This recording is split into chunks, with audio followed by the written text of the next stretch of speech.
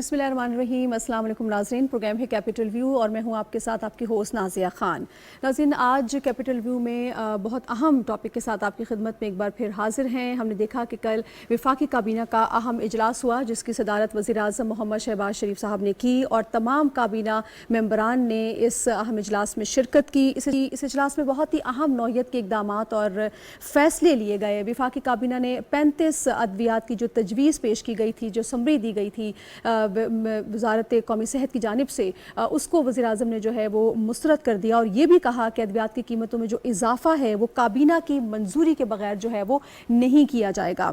इसके अलावा बलूचिस्तान, जनूबी पंजाब और पूरे मुल्क में हम देख रहे हैं शदीद बारिशों और सैलाब से जो तबाही हुई है, उस हवाले से इक़दामात का जायज़ा लिया गया। फौरी नौयत के क्या इक़दामात हैं जो रेस्क्यू रिलीफ ऑपरेशन को जारी रखा है, उसमें क्या अब तक पेशरफ्त हुई है और किस तरह से मज़ीद इसको तेज़ तर किया जा सकता है, लोगों तक किस तरह से इमदाद को बाहम पहुँचाया जा सकता है, मुश्किल वक्त में कैसे लोगों को निकाला जा सकता है, उस हवाले से भी अहम नौयत के फ़ैसले जो हैं वो लिए गए हैं। उसके साथ साथ फूड और वाटर सिक्योरिटी और ख़ास तौर पे मौसमियाती तब्दीली, ये एक ऐसा फैक्टर है जो पाकिस्तान को बुरी तरह से मुतासिर कर रहा है। उस पर भी जो इक़दामात हैं, जो फ़ौरी नौयत के इक़दामात हैं, उन पर ना सिर्फ तबादला ख्याल हुआ बल्कि उनको इक़दामात को फ़ौरी तौर पर मंजूरी भी दी गई है कि इन इक़दामात को उठाना बहुत ज़रूरी है। फिर इसके साथ साथ हमने ये देखा कि मुल्क जिस अंदाज़ में इस मौजूदा हुकूमत को मिला वो डिफ़ॉल्ट होने के बिल्कुल करीब था। अब अल्हम्दुलिल्लाह डिफ़ॉल्ट वाली पोजीशन तो नहीं है, जिस तरह से वज़ीर ख़जाना मिफ्ताह इस्माइल साहब ने कहा कि हमारी काविशें थी और हमारी कोशिश थी और थे, तो हमारा एक ही नज़रिया था कि हमने सियासत नहीं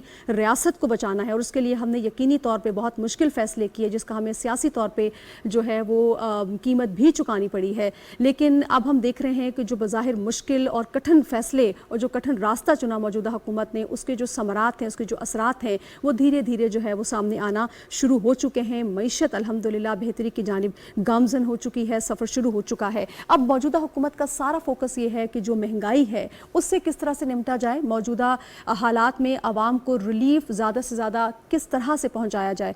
आज हम अपने प्रोग्राम में सबसे पहले जो वफाकी काबीना के अहम नौयत के फ़ैसले हैं उन्हीं पर रोशनी डालेंगे, उन्हीं पर बात करेंगे और अपने तज्ज़ियाकारों से इसी हवाले से डिटेल डिस्कशन भी करेंगे। मुझे स्टूडियो में ज्वाइन कर चुके हैं रशीद साफ़ी साहब, सीनियर तज्ज़ियाकार हैं। बहुत शुक्रिया रशीद साफ़ी साहब, आपने वक्त निकाला हमारे लिए। इसके साथ साथ हमें ज्वाइन कर रहे हैं डॉक्टर फ़र्रुख सलीम साहब, सीनियर मौशी तज्ज़ियाकार हैं। बहुत शुक्रिया डॉक्टर साहब, आपने वक्त निकाला। और डॉक्टर साहब के साथ साथ हमें ज्वाइन करने जा रहे हैं मलिक अरशद साहब, मेंबर हैं Pakistan pharmaceutical and medical association के। बहुत शुक्रिया मलिक अरशद साहब, आपने वक्त निकाला। नाज़रीन, प्रोग्राम के इस हिस्से में हम बात करेंगे वफाकी काबीना में जो अहम नौयत के फैसले लिए गए हैं, इक़दामात लिए गए हैं, लेकिन सबसे पहले ये रिपोर्ट देखिए, उस पर फिर बाद में बात करते हैं। वज़ीर-ए-आज़म शहबाज शरीफ की ज़ेर सदारत वफाकी काबीना का इजलास मंगल को वज़ीर-ए-आज़म हाउस में मुनक़्क़िद हुआ। वफाकी काबीना ने 35 अद्वियात की कीमतों में इजाफे की समरी को मुत्तफ़क़ा तौर पर मुस्तरद करते हुए हिदायत की है कि अद्वियात की कीमतों में काबीना की मंजूरी के बगैर किसी किस्म का इजाफा नहीं किया जाएगा। काबीना को वज़ारत मौसमियाती तब्दीली की तरफ से मुल्क में मौसमियाती तब्दीली के असरात पर तफसीली ब्रीफिंग भी दी गई। पाकिस्तान मौसमियाती तब्दीली के असरात के हवाले से पिछले 10 सालों से मामूली तब्दीली के साथ पहले 8 सबसे ज्यादा मुतासिर होने वाले ममालिक की फहरिस्त में शामिल रहा है, जो बाइस तशवीश है। जबकि ग्लोबल वार्मिंग गैसों के फिजा में इखराज में हमारा हिस्सा दुनिया का सिर्फ 1% बनता है। मौसमियाती तब्दीलियां पाकिस्तान के वसाइल को बुरी तरह मुतासिर कर रही हैं। इस बहरान से निमटने के लिए बैनुल-अक़वामी सतह पर राइज शुदा जदीद और साइंसी इक़दामात इख्तियार करने की जरूरत है। मौसमियाती तब्दीली के असरात से बचाव के लिए बनाई गई पॉलिसियों के निफाज को भी यकीनी बनाया जाए। काबीना में जंगी बुनियादों पर रेन हार्वेस्टिंग की मनसूबाबंदी भी अमल में लाई जा रही है। मंसूबे को पायलट प्रोजेक्ट के तौर पर इजरा करने की मंजूरी जल्द दी जाएगी। काबीना ने मुत्तफ़क़ा तौर पर वफाकी वजीर बराए मौसमियाती तब्दीली शेरी रहमान की सरबराही में काबीना कमेटी की तश्कील की मंजूरी दी। काबीना को बताया गया कि खुराक और पानी की हिफाजत का बराह रास्त ताल्लुक आबो हवा के खतरात से है। वज़ीर-ए-आज़म ने बच्चों के लिए एक सेहतमंद और बामानी मुस्तक़बिल की तश्कील के लिए इस चैलेंज का मुकाबला करने के लिए अज़्म का अयादा किया। वेलकम बैक नाजरीन। डॉक्टर फ़र्रुख सलीम साहब, सर अगर आप मुझे सुन पा रहे हैं तो प्रोग्राम का आगाज़ मैं सबसे पहले आप ही से करना चाहूँगी। बड़ी गहरी नज़र है आपके सारी मौशी मामलात पर, आप हमें बेहतर तौर पे गाइड कर सकेंगे। अभी तक जो मईशत की बहाली के लिए, उसको अपने पाँव पे खड़ा करने के लिए और वो जो बारूदी सुरंगें जो बिछाई गई थी उनको साफ़ करने के लिए हुकूमती हिकमत अमली और जो इक़दामात हैं सर, वो जिस रुख में हैं, आप उसको कैसे देखते हैं सर? और मज़ीद क्या इक़दामात हैं जो आप समझते हैं फ़ौरी नौयत के हैं और हुकूमत को वो भी ले लेने चाहिए? देखिए पिछले लगभग 2 हफ्तों में जब से ये अगस्त का महीना शुरू हुआ है, तो दो चीज़ें जो माशी इशारे हम कहते हैं, वो बड़े वाज़े तौर पे सामने आए हैं। एक तो ये कि अगस्त के पहले हफ्ते में जो डॉलर 240 रुपए का बिक रहा था, वो अब कहीं 210-211 पे पहुंच गया है। तो 2 हफ्तों में आप समझिए कि तकरीबन 30 रुपए रुपया जो है वो मजबूत हुआ डॉलर के सामने। दूसरी चीज ये हुई कि अगस्त की पहली तारीख को, दूसरी तारीख को जो स्टॉक मार्केट जो है वो तकरीबन 41,000 पॉइंट पे चल रही थी, और अब वो 44,000 के करीब पहुंच गई है। अब समझिए कि 2,500-3,000 पॉइंट्स का उसमें इजाफा हुआ है। अब सवाल ये पैदा होता है कि करेंसी मार्केट में रुपया क्यों स्ट्रांग हो रहा है, स्टॉक मार्केट जो है वो क्यों बढ़ती चली जा रही है।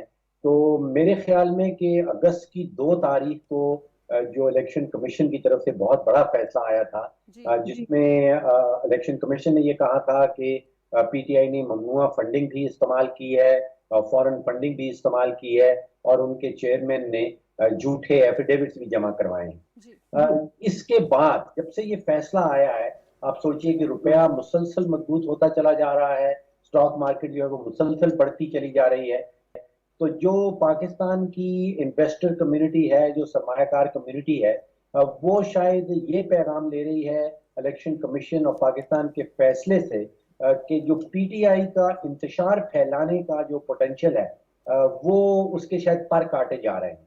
और अगर कोई सियासी जमात इंतशार नहीं फैला पाएगी या उसको रोक दिया जाएगा इंतशार फैलाने से, तो it be good for business.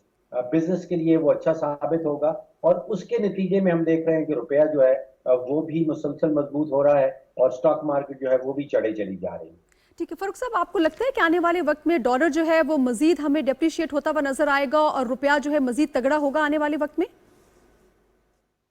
देखिए, जो बुनियादी प्रेशर है रुपए के ऊपर, वो हमारा जो फर्क है, जो डिफरेंस है एक्सपोर्ट्स और इंपोर्ट के दरमियान, यानी कि एक्सपोर्ट जो है वो 30-31 अरब पे फंसी हुई हैं, और इंपोर्ट्स आपने देखा कि वो 70-80 बिलियन तक चली जाती है। और अभी हमें जो बताया गया है कि जो तजारती खसारा है वो 53 अरब डॉलर का आया है, जो पाकिस्तान की 74 साल माशी तारीख का बुलंद तरीन खसारा है। तो जब तक तो ये सिचुएशन रहेगी, एक्सपोर्ट्स बढ़ नहीं पाएंगी और इंपोर्ट्स जो है वो 70-80 बिलियन तक पहुंच जाएंगी, और तजारती खसारा वो 50 अरब से ज्यादा का रहेगा, तो जो प्रेशर है रुपए के ऊपर मैं समझता हूँ कायम और दायम रहेगा। अभी आप समझिए कि स्टेट बैंक ने कुछ इकदाम उठाए हैं। उन्होंने जो इंपोर्ट्स के रास्ते में रुकावटें खड़ी की हैं, एलसीज जो हैं वो नहीं खोलने दे रहे, जिसकी वजह से जो सप्लाई है डॉलर्स की वो बढ़ गई है और डिमांड कम है, जिसके नतीजे में हम देख रहे हैं कि रुपया मजबूत हो रहा है। लेकिन जो हम इकोनॉमिक्स की जुबान में कहते हैं कि ये वाले इकदाम जो स्टेट बैंक ने उठाए हैं वो सस्टेनेबल नहीं है।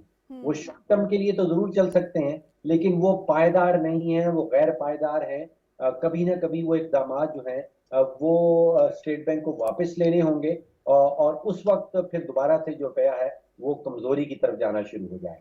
जी बिल्कुल ठीक, बिल्कुल ठीक। रशीद साफ़ी साहब, जिस तरह से जब वज़ीर आज़म भी आए थे तो उन्होंने कहा था कि जो मीशत जिस हालत में हमें मिली है वो वेंटिलेटर के ऊपर है, और उनका ये भी कहना था कि ये जो बारूदी सुरंगें हमारे रास्ते में बिछाई गई हैं इसको साफ़ करना इतना आसान नहीं है।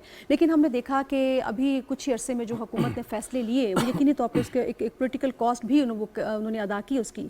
लेकिन आपको क्या लगता है कि अब जो वो बारूदी सुरंगें थी वो साफ़ हो चुकी हैं, या अभी और भी चैलेंजेस हैं जो अभी फेस करने हैं इस हुकूमत को?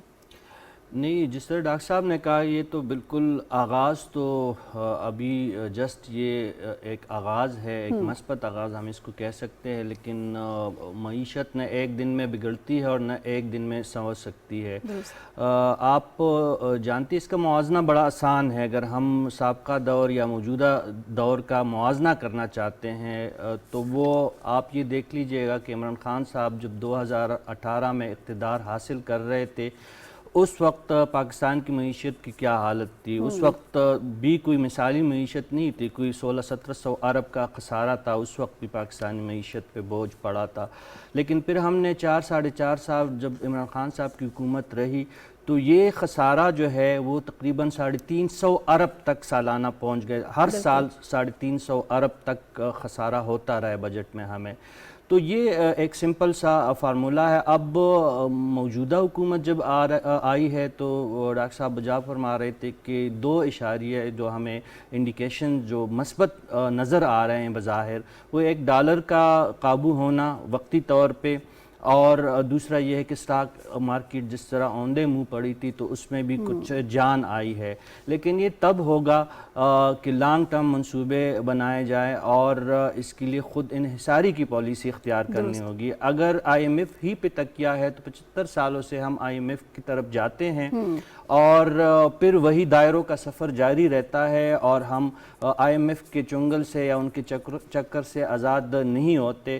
ابھی جانا تو ہمیں پڑ رہا تھا. پچھلے سال بھی آپ نے جب خان صاحب کی حکومت تھی تو اس وقت بھی کوئی 6 ارب ڈالر کا پیکج آئی ایم ایف نے پاکستان کو دیا تھا، جس میں تقریباً آدھا عمران خان صاحب کی حکومت میں موصول بھی ہو چکا تھا. لیکن اس کا فائدہ کیا ہوا؟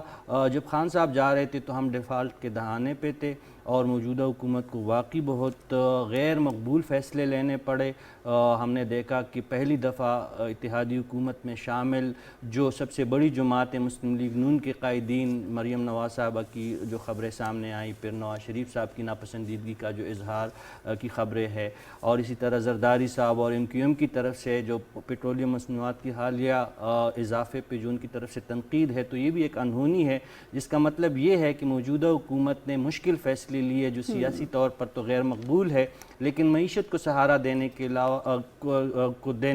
اس کے علاوہ کوئی دوسرا چارہ نہیں تھا. بالکل درست. اچھا، میں ملک ارشد صاحب کو چاہوں گی وہ شامل گفتگو ہوں. ارشد صاحب، ابھی ہم دیکھ رہے ہیں کہ وفاقی کابینہ میں جن 35 ادویات کی سمری جو ہے وہ پیش کی گئی تھی، وزیر اعظم نے اس کو جو ہے مسترد کیا اور کہا کہ یہ پاسبل نہیں ہے. جو حالات ہیں، جو مہنگائی کی صورتحال ہے، آپ کیا سمجھتے ہیں کہ یہ عوام کے لیے کتنا بڑا ریلیف اور اہم فیصلہ ہے جو اس کابینہ نے لیا ہے؟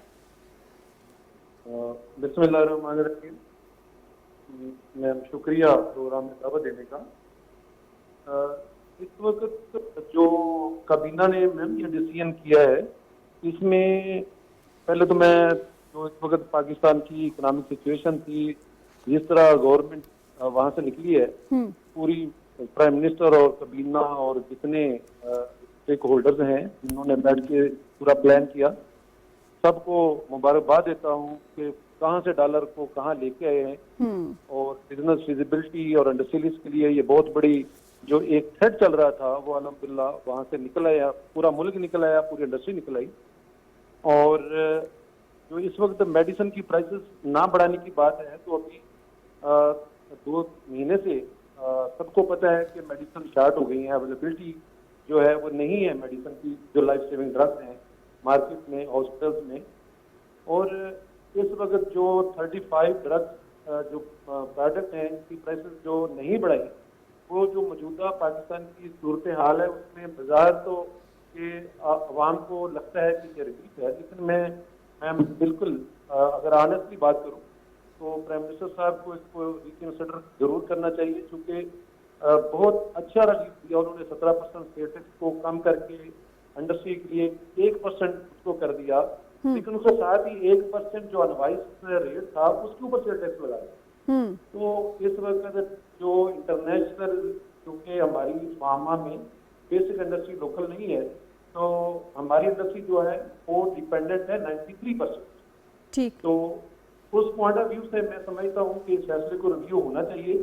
اگر دوائی کی ادویات کی قیمتیں نہیں بڑھتی اس صورت میں تو ادویات ملیں گی نہیں نا، کم زیادہ کی بات تو بعد میں ہو جائے گی. میں سمجھتا ہوں اس فیصلے کو ریویو کرنے کی ضرورت ہے. یہ لائف سیونگ ڈرگس ہیں، پہلے ہی اس کے اوپر پورے پاکستان میں اس وقت چونکہ حالات سیاسی طور سے آپ کو پتہ ہے جو سچویشن ہے، تو لوگوں کی بیچاروں کی نظر ادھر گئی ہوئی ہے، ہم انسٹیبل ہے پولیٹیکلی، تو اس لحاظ سے ادروائز تو یہ بہت بڑا مسئلہ بنا ہوا ہے کہ میڈیسن کی پرائسز جو ہیں وہ جو ہے کنٹرول کر کے یا ان کو نہ بڑھا کے ہمارا اویلیبلٹی کا ایشو بن جائے گا.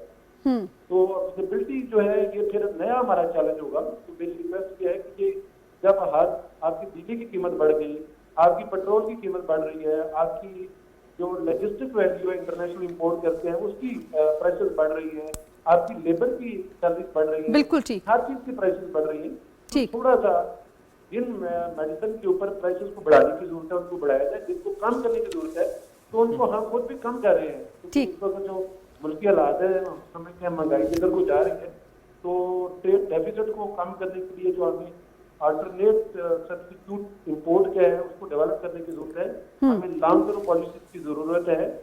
और मैं बाकी मौजूदा हुकूमत को मुबारकबाद देता हूँ जिस तरह इन्होंने ट्रेड डेफिसिट को कम किया है, एक्सपोर्ट और इंपोर्ट के जो डिफरेंस है उसको जितना कम किया। और लास्ट 20 साल की अगर आप हिस्ट्री देखें 2001 से लेके बल्कि 98 से लेके अभी तक जो है जो ट्रेड डेफिसिट है वो पहले सिर्फ $1 बिलियन होता था 2003 में, 4 ठीक है। फिर 4 तक भी कोई $1 बिलियन का डिफरेंस था। तो अभी देखिए चलते चलते चलते हमारा $25 बिलियन का ट्रेड डेफिसिट हो गया है। इस दफा सिर्फ अभी जो है $2 बिलियन का हमारी इंपोर्ट कम हुई है, तो बहुत बड़ा ये आर्जी तौर पे रिलीफ मिला है पाकिस्तान को। लेकिन जैसे डॉक्टर साहब भी बता रहे थे कि हमें लॉन्ग टर्म पॉलिसी जो है हमें इंपोर्ट सब्स्टिट्यूट के ऊपर जाना पड़ेगा। इंपोर्ट को बैन करके हम आर्जी तौर पे इस सिचुएशन से अल्हम्दुलिल्लाह निकल आए हैं। लेकिन everybody should be very much clear about this कि हमें इंपोर्ट सब्स्टिट्यूट के ऊपर जरूर जाना चाहिए और अपने एक्सपोर्ट जो बढ़ाने के लिए हमें जो सब्सिडी है, सब्सिडाइज करना है चीजों को, वो एक्सपोर्ट रिलेटेड करे। जी बिल्कुल ठीक मलिक अरशद साहब, बिल्कुल आपने सही फरमाया कि हुकूमत की भी भरपूर कोशिश यही है कि फौरी नौयत के वो इकदाम उठाए जाएं, किसी भी तरह आवाम पर जो है वो इजाफी बोझ ना पड़े। बहुत शुक्रिया सर, आपने अपनी पॉइंट हमारे सामने रखा। लेकिन ज़रूरत इस अमर की है कि हुकूमत अगर ये समझती है कि आवाम को रिलीफ हर हाल में देना है तो हर शख्स को और हर इदारे को अपना हिस्सा तो उसमें डालना होगा, तभी ये मुमकिन हो पाएगा। क्योंकि हुकूमत जो है वो इदारों के बगैर अकेले बंद कमरों में फैसले ले तो सकती है लेकिन इम्प्लीमेंटेशन नहीं हो सकती जब तक सारे लोग मिलकर उसका हिस्सा ना बने। बहुत शुक्रिया सर, आप हमारे साथ रहे।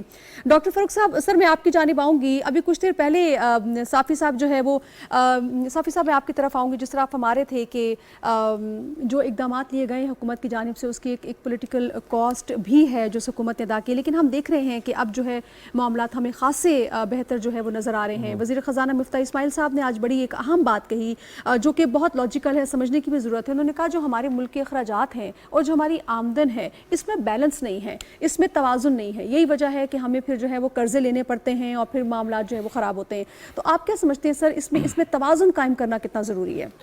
जी नाजिया, इस पे बात करूंगा, लेकिन इससे पहले जो मलिक अरशद साहब फरमा रहे थे कि जो 35 अद्वियात की कीमतों में जो कमी का जो एक्साइज फैसला काबीना ने किया है, चूँकि वो मैन्युफैक्चरर है और फार्मास्यूटिकल इंडस्ट्री को रिप्रेजेंट कर रहे थे तो उन्होंने तो यही कहना था। लेकिन मेरे नज़र में ये बहुत ही एक ज़रूरी बात थी और इसमें ये 35 अद्वियात में जान बचाने वाली अद्वियात भी शामिल है जो गरीब के दस्तरस से पहले बाहर है। मैं इसमें एक बात ज़रूर ऐड करना चाहूँगा कि गुज़िश्ता हुकूमत में बदकिस्मती से ऐसे अद्वियात भी हमारे सामने मौजूद है कि जिसकी कीमत में 1, 2 या 3% नहीं 400-450% तक इजाफा ऑलरेडी प्रीवियस हुकूमत में हो चुका है। तो अब एक मिसाल आपको मैं देता चलूँ कि जो ज़ियाबतीस की आम जो इंसुलिन की दवाई है जो 4 साल पहले 600-650 रुपए में जो दस्तयाब था, आज जो है वो 1200 रुपए का, पिछले दौर हुकूमत में इसकी कीमत दुगनी हो गई थी। और देखिए अद्वियात की कीमतों में पिछली हुकूमत में इसलिए भी ज़्यादा जो है मनमाना जो उसमें इजाफे हुए हैं उस पर बेज़ाब्त किया, तो इस लिहाज से भी अब बात साबित हो चुकी है कि उस हुकूमत में 3 वफाकी वज़राए सेहत जो है उनको ओहदों से मुख्तलिफ वक्तों में हटाया गया। जो सबसे बड़ा स्कैंडल पहला जो PTI के सामने आया था वो आमिर कियानी वफाकी वज़ीर सेहत के ख़िलाफ़ जो साबिक़ हुकूमत में उनके वज़ीर थे। नैब इंक्वायरी कर रही है और वो भी इसी किस्म के अद्वियात की कीमतें वफाकी वज़ारत सेहत ने साबका ने ख़ुद अपनी मर्ज़ी से बढ़ाई थी और आज तक उसकी इंक्वायरियाँ हो रही है। फिर डॉक्टर ज़फ़र मिर्ज़ा साहब आए। आप जानते हैं कि इसी किस्म के फ़ैसलों के नतीजे में जिसका बराह रास्त मरीज़ों पे और आवाम पे असर पड़ा था, उनके ख़िलाफ़ भी इंक्वायरियाँ अभी तक चल रही है। तो कहने का मतलब यह है कि फैसल सुल्तान साहब और फिर उन्होंने डॉक्टर ज़फ़र मिर्ज़ा को भी उसकी भी छुट्टी करवाई, तो 3 वफाकी वज़रा सिर्फ अद्वियात की कीमतों पे तब्दील किए गए। तो इसका यही मतलब था कि उस वक्त अद्वियात की कीमतों के इजाफे में बेज़ाब्तियाँ हुई है। मौजूदा हुकूमत ने इस बात का बहुत بہت ہی اہم فیصلہ یہ کیا ہے کہ کابینہ کی منظوری کے بغیر ضروری ادویات کی قیمتوں میں اضافہ نہیں ہوگا، جو یقینی طور پر بہت قابل ستائش امر ہے۔ اب آتے ہیں جو آپ نے جو مفتاح اسماعیل صاحب کی آج کے جو ایک سمٹ میں انہوں نے جو باتیں کی، ان کے جو نکات ہے کہ معیشت کو کس طرح درست کیا جا سکتا ہے، سادہ سا فارمولہ انہوں نے بھی دیا ہے اور معاشی ماہرین بھی ہمیں بتاتے ہیں کہ اگر پاکستان نے اپنی معاشی مسائل کو مستقلاً حل کرنا ہے تو درآمدات اور برآمدات میں جو تفاوت ہے، جو فرق ہے، اس کو مٹانا ہوگا۔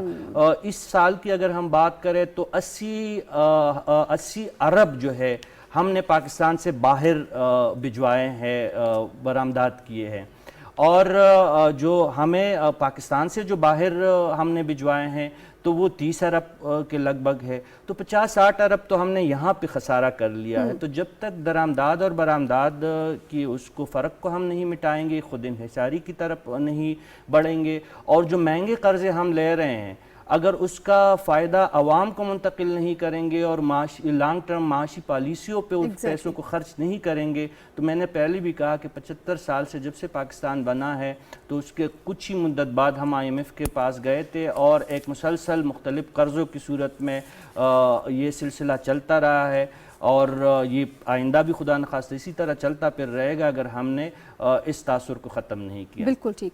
ڈاکٹر صاحب میں آپ کی جانب آؤں گی۔ سر، جب ہم سابقہ حکومت کی بات کرتے ہیں تو ان کے وزیر خزانہ ہمیں بارہا یہ کہتے ہوئے نظر آئے کہ ہماری جو معاشی پالیسیز تھی وہ موجودہ حکومت کے مقابلے میں بہت بہترین تھی، اور اگر ہمارا یہ ٹینیور مکمل ہوتا تو ہم ملک کو جو ہے وہ معاشی طاقت بنا سکتے تھے۔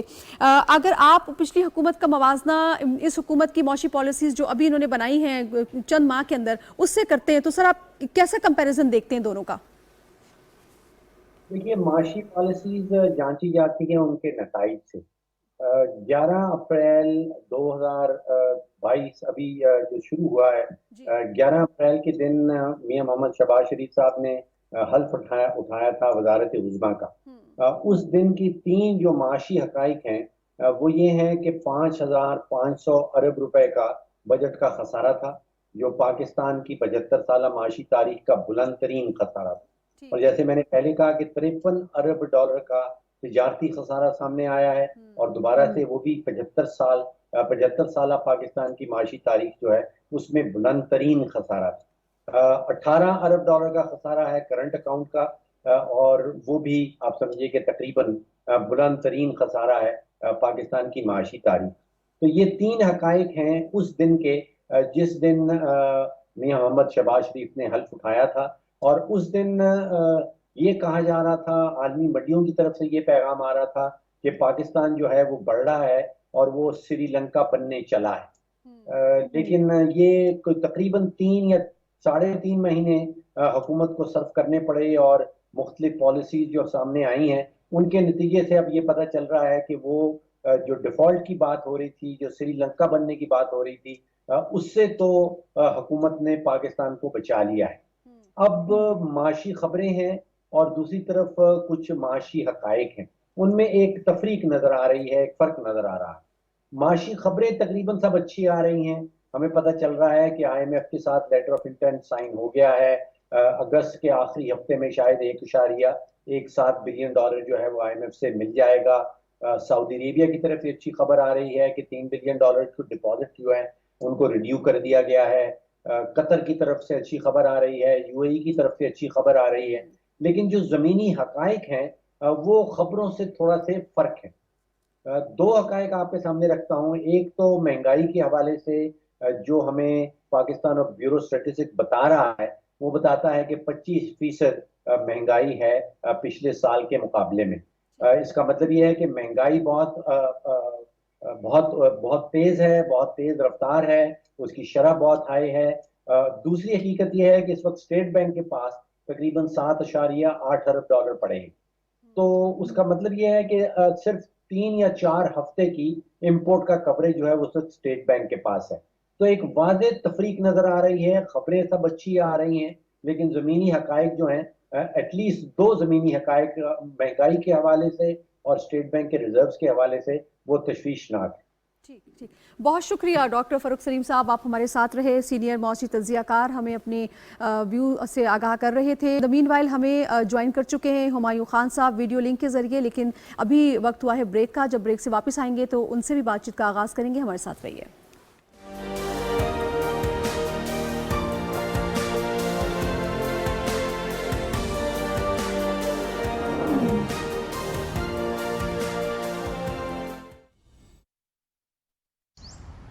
आलम आलम आलम आलम आलम आलम।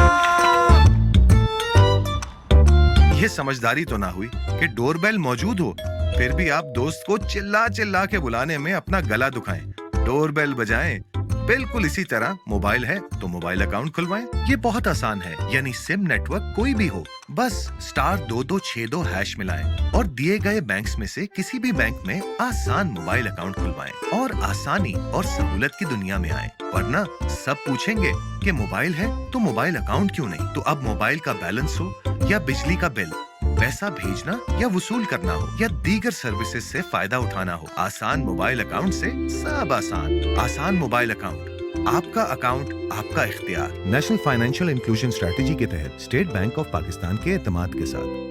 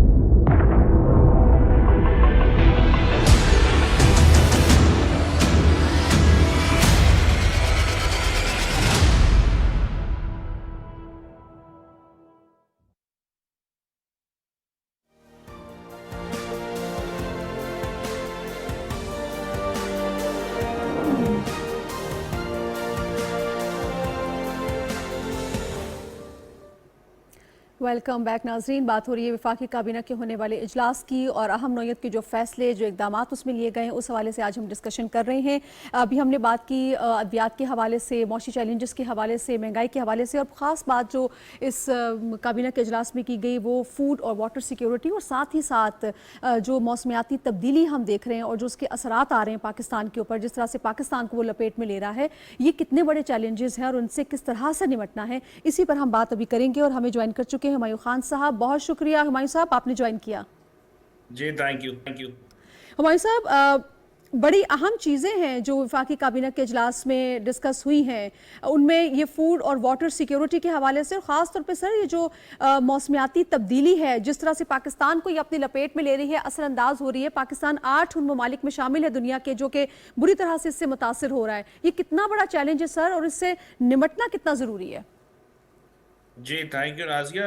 मेरा ख्याल है कि पाकिस्तान को इस वक्त जो बहुत बड़े चैलेंजेस हैं, जो हम बड़े अरसे से देख रहे हैं, पिछले 4-5 महीने से जिसके ऊपर हम गुफ्तगू कर रहे थे जब से ये नई हुकूमत आई, जो क्लाइमेट चेंज है, ये basically one of the most important, और मैं समझता हूँ कि इतना बड़ा मसला है कि उसको वॉर फुटिंग के ऊपर एड्रेस करने की ज़रूरत है। और ये सिर्फ पाकिस्तान के लिए नहीं, दुनिया के तमाम ममालिक को जो है इससे इफेक्ट हो रहे हैं। लेकिन जिस तरह भी आपने कहा, हम दुनिया के 8 उन ममालिक में से हैं जो सबसे ज़्यादा इफेक्ट हो रहे हैं।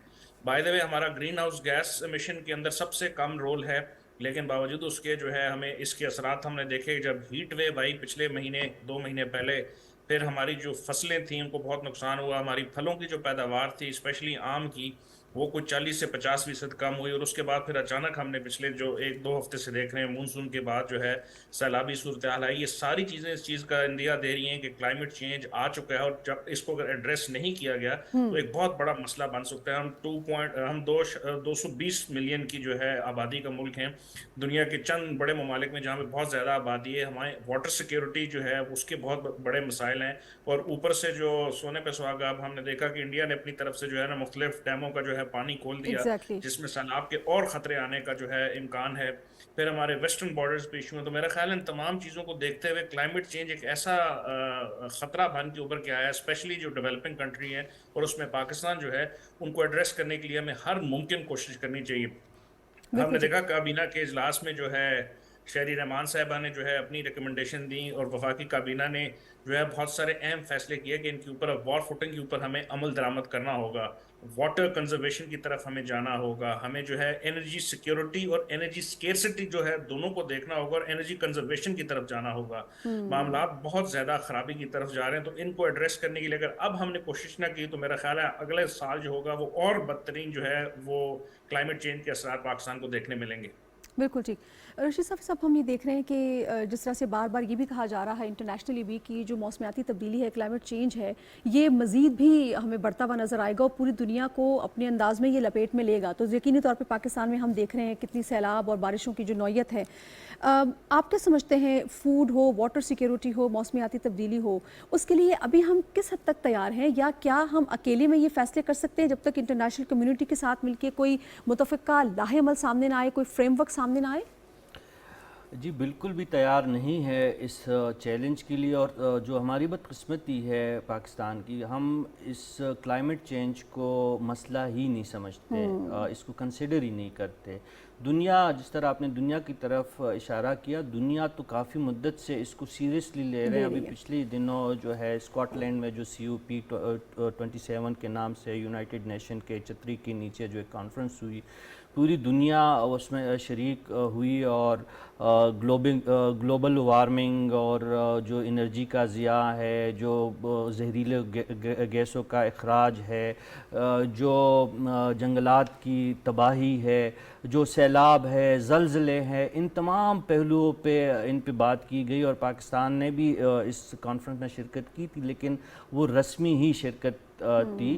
اب چونکہ وفاقی کابینہ نے نہ صرف اس مسئلے کو مسئلہ سمجھا ہے, بلکہ وفاقی کابینہ کی خصوصی کمیٹی بھی بنا دی گئی اور شری رحمان صاحبہ اس کی سربراہی کریں گی, تو ایک اچھا اقدام ہے. لیکن جو پاکستان کا سب سے بڑا مسئلہ ہے, ایک تو ہم قدرتی آفات کے نرغے میں ہمیشہ سے رہتے ہیں. زلزلے کے فالٹ لائن پہ ہمارے ملک کا ایک وسیع رقبہ جو ہے وہ اس کے نیچے ہے. اس کے بعد ہم نے دیکھا کہ جنگلات کی جس طرح بے دریغ کٹائی کی گئی اور جنگلات کو جس طرح تباہ و برباد کیا گیا, تو ہمارے جو گلیشیئر پٹنے کے جو واقعات ہیں, جو ہمارے جو پہاڑی اور بالائی علاقے ہیں, وہاں پہ مختلف موسمیاتی تبدیلیاں ہمیں نظر آ رہی ہے. میدانی علاقوں کے اپنے مسائل ہے. ابھی جو سیلاب نے ہمیں ہٹ کیا ہے, تو یہ ایگزیکٹلی وہی علاقے ہیں جو سال کے بیشتر وقت میں خشک سالی کے شکار علاقے ہیں.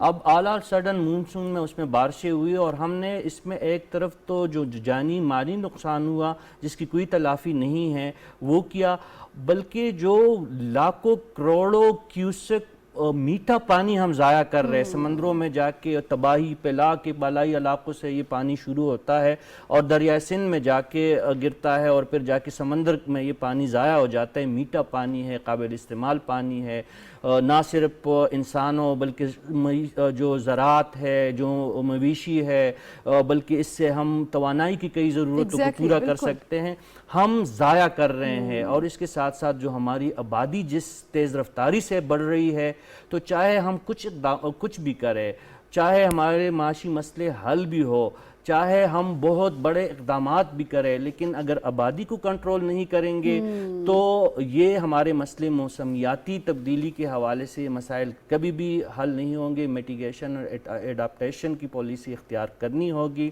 ہر چیز میں ہمیں اعتدال کا رستہ اختیار کرنا ہوگا, ورنہ جو معاشی مسائل ہے اس کا تو کوئی نہ کوئی صورت ہم نکال لیتے. کبھی IMF کے پاس چلے جاتے ہیں, کبھی قرضے لیتے ہیں, کبھی مہنگائی بڑھاتے ہیں. یہ موسمیاتی تبدیلی جو ہے, یہ قدرتی آفات جو ہے, اس کا مقابلہ دنیا کا کوئی ملک نہیں کر سکتا. تو اس کی تدارک کے لیے ہر انڈیویجول کو, نہ صرف ریاست کو بلکہ ہر انڈیویجول کو آگے آنا ہوگا. वगरना ये जो मसाइल है ये फिर काबू से अब बाहर भी हो बाहर है और मज़ीद भी खुदा न खास्ता बाहर होंगी। हुमायूं खान साहब, जिस तरह से अभी रशीद साफ़ी साहब ने एक बड़ा अहम नुक्ता उठाया जिस पर शायद हमारी तवज्जो उस तरह से नहीं है, ये जो आबादी का बेहंगम अंदाज में बढ़ना है और चूंकि यकीनी तौर पे वसाइल कम हैं और लोग ज़्यादा होते जा रहे हैं और कहा जाता है कि ये एक एटम बॉम्ब की तरह है आबादी का इस अंदाज में बढ़ना और इतनी तेज़ी के साथ बढ़ना, तो फिर तो आप जितनी भी पेशबंदी कर लें, जितना भी आप अपने घोड़े दौड़ा लें या पॉलिसीज़ बना लें, अगर आप मुकम्मल फ्रेमवर्क नहीं बनाएंगे लॉन्ग टर्म पॉलिसीज़ के तहत या चीज़ों को एक तसलसल के साथ नहीं लेके जाएंगे तो फिर उनका सर हमें फ़ायदा तो उतना नज़र नहीं आएगा। जी बिल्कुल, रशीद साहब ने जो है बड़ा अहम इशारा किया है। हम इस वक्त जो है जो ऑफिशियल हमारा स्टेटिस्टिक है जिसको हम कोट भी करते हैं 220 मिलियन की आबादी का, लेकिन कुछ मुहतात अंदाजों के मुताबिक हम शायद इससे भी ऊपर चले गए हैं। और फिर जो हमारा ग्रोथ रेट है वो इस वक्त साउथ एशिया में सबसे ज़्यादा है, और हम जिस तनासब से और जिस तेज़ी से हमारी आबादी में इजाफा हुआ है साउथ एशिया के बाकी ममालिक में जो है वो इस तेज़ी से नहीं हुआ। इसके ऊपर अगर आप देखें तो अगर हम प्लानिंग करें जो आज से हमने कुछ 10-12-15 साल पहले की थी, तो वो तमाम प्लानिंग भी जो है वो ख़राब और ख़त्म हो जाती है, क्योंकि आपकी आबादी तकरीबन जो है वो डबल हो चुकी है पिछले 15-20 सालों में। और आइंदा अगर इस ग्रोथ को ना रोका गया तो ये और जो है इसके बढ़ने के हैं, और कुछ अंदाज़ों के मुताबिक 2035 के अंदर हम तकरीबन जो है वो 300 मिलियन के करीब या उससे भी ज़्यादा हो जाएंगे। ऐसी सूरत हाल में आपके मसाइल जो हैं वो दोगुने नहीं वो 4 गुना हो जाएंगे, जिसमें आपने वाटर स्केर्सिटी का भी हमने जिक्र किया कि इस वक्त हम जो है दुनिया के ऐसे ममालिक में हैं जहाँ पे जो है पर कैपिटा वाटर अवेलेबिलिटी ख़त्म हो चुकी है, वाटर टेबल नीचे चला गया। और फिर साफ़ी साहब ने एक बड़ा अहम नुक्ता उठाया कि हमारा कितना जो है मिलियंस ऑफ क्यूसेक जो क्लीन वाटर है जो स्वीट वाटर है वो समंदर में चला जाता है। तो इन सारी चीज़ों को देखते हुए अगर हम आज वॉर फुटिंग पे, जिस तरह मैं पहले कह रहा था, प्लानिंग नहीं की तो आइंदा 4-5 सालों में हम ये जो इकॉनमी को बेहतर करने के जिन मसाइल की तरफ या जिन वसाइल को बुरकार लाते हुए बेहतर करने की बातें कर रहे हैं वो सारे अंदाजे फिर से फिर धरे रह जाएंगे। तो ये आबादी बहुत अहमियत का हामिल मसला है, इसको किस तरह रोका जाए या कम किया जाए। आप चाइना की मिसाल ले लें, देखें जिसने वन चाइना पॉलिसी कितना अरसा तक इस्तेमाल की और अब जो है उसके डिविडेंड उनको मिलना शुरू हो गए, और एक मुताद अंदाजे के मुताबिक कहते हैं कि 2040 या 45 तक उनकी जो आबादी है जो इस वक्त 1.4 बिलियन के करीब है वो तकरीबन 1 बिलियन से कम हो जाएगी। और इसका उन्होंने फायदा भी बड़ा उठाया, लेकिन इसी तरह हमें बहुत तरीकों से देखना है आगे कि हम किस तरह पाकिस्तान की आबादी को अपनी ज़रूरियात की। उमर साहब, सॉरी टू इंटरप्ट यू, ये भी तो ज़रूरी है ना समझना कि आवाम में आगाही कितनी है, उनमें शऊर कितना है कि ये जो एक बड़ा मसला है वो हमें लीड कर रहा है towards so many other big problems, तो हमें इसको भी एड्रेस करने की बड़ी सख्त ज़रूरत है। जी बिल्कुल, इसी की तरफ इशारा कर रहा हूँ कि इसी को एड्रेस करने की बड़ी सख्त ज़रूरत है। और ये सिर्फ जो है वो हुकूमत का काम नहीं होगा, मेरे ख्याल में ये पब्लिक प्राइवेट पार्टनरशिप के थ्रू होगा, ये मीडिया के थ्रू होगा, ये एकेडेमिया के थ्रू होगा। हमें तमाम जो हमारे स्टेक होल्डर्स उनको मिला के अपनी पॉलिसी और प्लानिंग करनी होगी कि किस तरह हम अपने आबादी को अपने वसाइल के मुताबिक ढालें, और ऐसी प्लानिंग करें कि पानी का इस्तेमाल भी कम और आबादी का जो है तनासब वो भी जो है मुनासिब मिकदार से बढ़े। बिल्कुल ठीक, बहुत शुक्रिया। अभी हम नेक्स्ट टॉपिक की जानिब जाएंगे हुमायूं साहब, उसमें भी हम आपका ओपिनियन लेंगे। नाज़रीन, आर्मी जनरल कमर जावेद बाजवा को मुत्तहिदा अरब अमीरात के दूसरे आला तरीन एजाज़ ऑर्डर ऑफ यूनियन से नवाजा गया है। आर्मी चीफ ने मुत्तहिदा अरब अमीरात का दौरा किया जहां उनका शानदार इस्तकबाल किया गया, और आर्मी चीफ को जो ये एजाज़ दिया गया है वो पाकिस्तान और मुत्तहिदा अरब अमीरात के जो ताल्लुकात हैं उनको मुस्तहकम और मजबूत करने के एतराफ़ के तौर पर दिया गया है। बहुत बड़ी बात है, और इससे पहले भी उनको मुख्तलिफ एजाज़ात से नवाजा जा चुका है। बहुत काबिल फ़ख्र बात है हमारे लिए, और इसी पर बात करने के लिए बड़े ही रेलेवेंट शख्सियत ने हमें ज्वाइन किया है। हमें ज्वाइन कर चुके हैं जनरल रिटायर्ड रज़ा खान, दिफाई तज्ज़ियाकार हैं। बहुत शुक्रिया जनरल साहब, आपने हमें टाइम दिया। थैंक यू जनरल साहब, ये कितने बड़े एजाज़ की बात है, आर्मी चीफ को मुत्तहिदा अरब अमीरात के दूसरे आला तरीन सिविल एजाज़ ऑर्डर ऑफ यूनियन से नवाजा गया है सर। जी बिस्मिल्लाहिर्रहमानिर्रहीम। देखिए, ये जो एजाज़ है ये मेरे ख्याल में सिर्फ पाक आर्मी के लिए नहीं बल्कि पूरी अफ़वाज पाकिस्तान के लिए, पूरे मेरे ख्याल में पूरी कौम के लिए एजाज़ की बात है। और बताता चलूँ कि ये जो हाईएस्ट सिविलियन अवार्ड है ये मेरे ख्याल में माजी में सिर्फ प्रेसिडेंट्स और heads of states and heads of governments के लिए था, लेकिन मेरे ख्याल में हमारे चीफ ऑफ आर्मी स्टाफ को ये एजाज़ मेरे ख्याल में किया गया है, तो इसलिए इसकी एक बड़ी इम्पोर्टेंस है। अच्छा देखिए, पाकिस्तान और यूएई के मिलिट्री टू मिलिट्री रिलेशनशिप और कॉपरेशन 1968 ऑनवर्ड से चलती आ रही है। आपको ये सुन के खुशी होगी कि यूएई के पहले 5 चीफ ऑफ एयर स्टाफ थे, वो पाकिस्तानी रहे हैं, और उसके कोई 7-8 साल तक जो उनके deputy chief of army staff रहे हैं वो भी पाकिस्तानी रहे हैं। इनकी नेवी को, इनकी एयरफोर्स को पाकिस्तान आर्म फोर्सेस ने ट्रेन किया है। और वैसे भी आपको पता है कि जो सेकंड लार्जेस्ट डायस्पोरा है यूएई में, वो पाकिस्तान